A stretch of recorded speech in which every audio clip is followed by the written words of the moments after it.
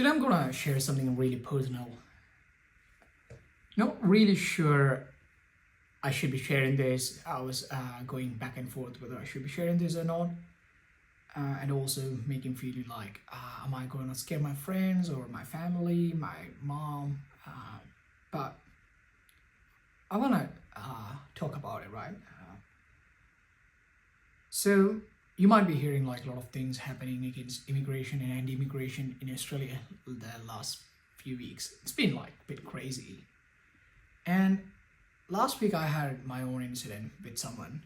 I was with my locksmith. So my flatmate had a incident with them. So I called them to get a receipt for a job that has been done. So the moment I called him out on not giving a receipt, so he was trying to evade tax, he swore at me. He racially abused me straight away. He called me fucking Indian cunt.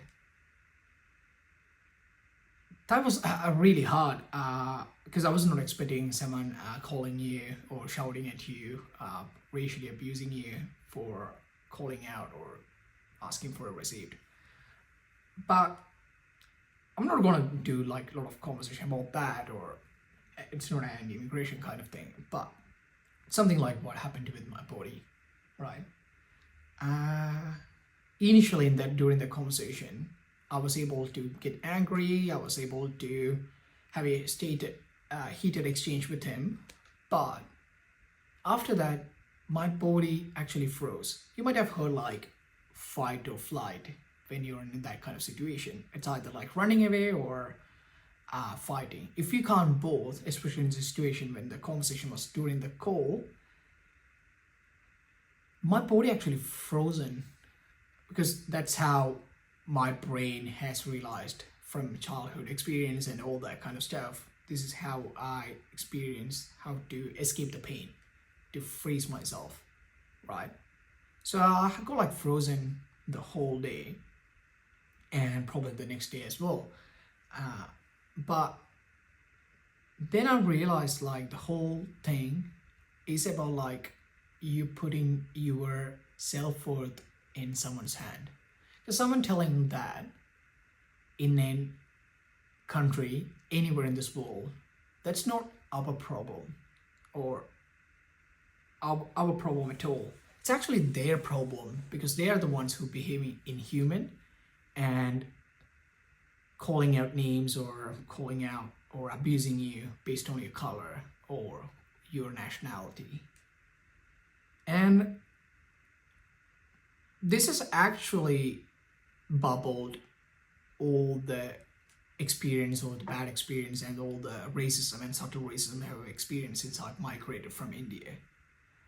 Always seen as the not good English speaking person, no native speaker, and all that kind of stuff. It's really hard for me to say all these things in front of the camera, but I just want to say that this is all normal, and there's nothing wrong that your body reacts in that way, because that's the whole trauma you get when you're migrating, because you feel like you're not good enough just because of your color, not because of who you are or what you learned or what's your skills or all that kind of stuff. It's just based on how you look, right? So that's like you feeling that you are not accepted or you're not good enough for being you. That's something many of the migrants have faced in their life, irrespective of their color, where they're from. Everyone has felt out of the community because they look different. That's how it's been working. It's technically no one's fault, but there are people who subtly or subconsciously does that, and there are people who straight away tells you these racial things as well, right? The only thing I concluded from this was, be proud about your ethnicity and where you are from, what's your culture, who you are. More and more you feel like proud and knows who you are, the less the people's words or this kind of people can hurt you really. It's not about like being nice. I feel like I was wearing a mask to be nice, so someone would see me as like the best guy or the nice guy or not the typical Indian person or something. But that was not the way. That's actually you shrinking or putting a mask. That's you betraying or rejecting yourself for others. So what I learned is like be authentically yourself, and being authentically yourself means that more people will attack you, more people will call out names, more people will try to play with your mind to make you feel like you don't belong. But more you know about yourself, more you are secure in yourself, none of these things can matter. Definitely they can attack you physically, but that's all not something we can control. We can't be anxious, we can't be scared about like someone getting attacked. You should look after your safety, but it's not about like living in a way you're out of fear and shrink yourself because you're thinking like, oh, they will see you that way or they will attack you because you are being you. That's a worse way of like living. Why you want to immigrate? Why you want to do or come to another country or work hard and make money if you can't be yourself and can't want to shrink your way of thinking, your way of like who you are, way of like how happy or how social you want to be, how kind you are or empathetic you are, or easy with people.